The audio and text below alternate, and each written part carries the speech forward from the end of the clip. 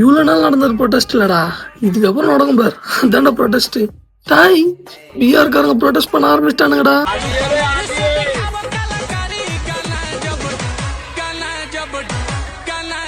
இவங்கள தடுக்கணும்னு சொல்லி ரோட்ல பேரிகேட் போட்டா அந்த பேரிகேட்ல 10 பேர் நின்று சைக்கிள் ஓட்டுற மாதிரி ஓட்டின்னு போறானுங்க.